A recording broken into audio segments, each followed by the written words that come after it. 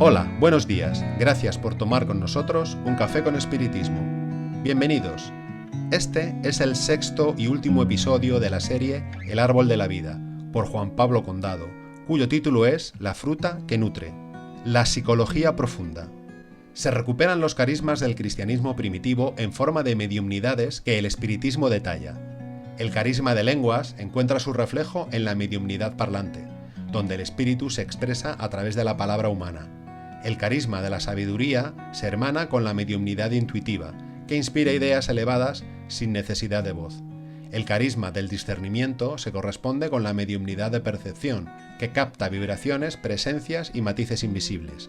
Y el carisma de la enseñanza se prolonga en la mediumnidad inspirada, donde el pensamiento superior se derrama en forma de consejo, consuelo o esclarecimiento. El carisma de sanación y la mediumnidad curativa no son realidades distintas, sino la misma expresión de una caridad sanadora que actúa sobre la armonía inseparable de cuerpo y alma. Lo que el catolicismo llama milagro, el espiritismo enseña que Dios no necesita transgredir su propia ley porque es eterna, perfecta y buena en grado infinito. A lo largo del siglo XX, entre extraordinarios espíritas, dos figuras se alzaron como faros de esta mediumnidad elevada: Francisco Cándido Xavier y Divaldo Pereira Franco. Chico, humilde y silencioso, psicografió más de 400 obras que iluminaron millones de vidas, desde las páginas de Emmanuel hasta las poesías de espíritus que regresaban para consolar a sus familias. Divaldo, incansable sembrador de luz, llevó la palabra espírita a más de 70 países, fundó obras sociales y dio voz a la guía espiritual Joana de Angelis, cuya psicología profunda transforma la comprensión del alma humana. El espiritismo se introduce en España desde Francia, traduciendo y difundiendo la obra de Kardec con valentía en tiempos difíciles de persecución. Pero las dos guerras mundiales, las guerras civiles, los totalitarismos, los exilios, dispersaron grupos, destruyeron centros, apagaron voces. Europa, herida y convulsa, perdió el impulso del espiritismo, y fue entonces cuando Brasil, tierra joven y espiritual, se convierte en el nuevo corazón del movimiento. Allí, el espiritismo no solo sobrevive, florece. Se hizo cultura, se hizo consuelo, se hizo servicio. Convierte a Brasil en el mayor hogar espírita del mundo, y desde allí el mensaje se expande nuevamente hacia todos los continentes.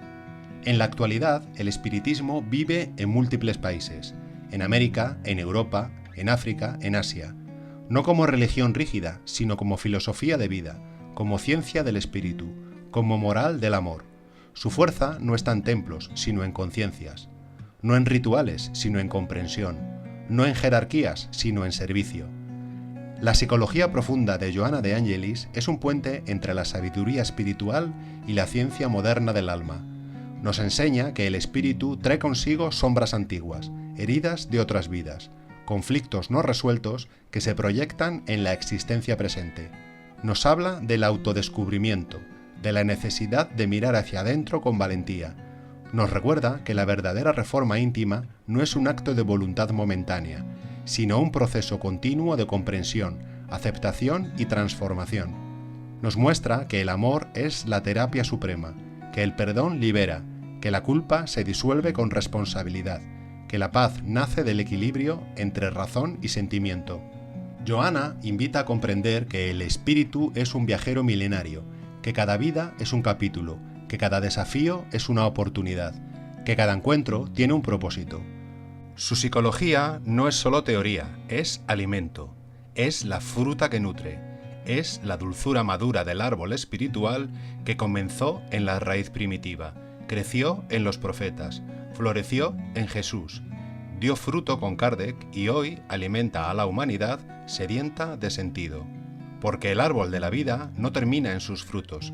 Cada fruto contiene semillas y cada semilla un nuevo comienzo. Así continúa la obra eterna del Espíritu, que nace de Dios orientado al bien, que nunca se detiene, que nunca retrocede y que regresa de forma consciente a Dios para que, junto a Él, complacerse en la creación divina. El Evangelio según el Espiritismo recoge las palabras del Cristo, el Espíritu de verdad. Vengo, como en otros tiempos, hacia los hijos descarriados de Israel, a traeros la verdad y a disipar las tinieblas. Escuchadme, el espiritismo, como en el pasado lo hizo mi palabra, debe recordar a los incrédulos que por encima de ellos reina la inmutable verdad, el Dios bondadoso, el Dios poderoso que hace que germinen las plantas y se eleven las olas. Yo revelé la doctrina divina. Como el segador, até en haces el bien esparcido en la humanidad, y dije, venid a mí, todos los que sufrís. Hasta la próxima, ten un buen día. Gracias por escucharnos en Café con Espiritismo.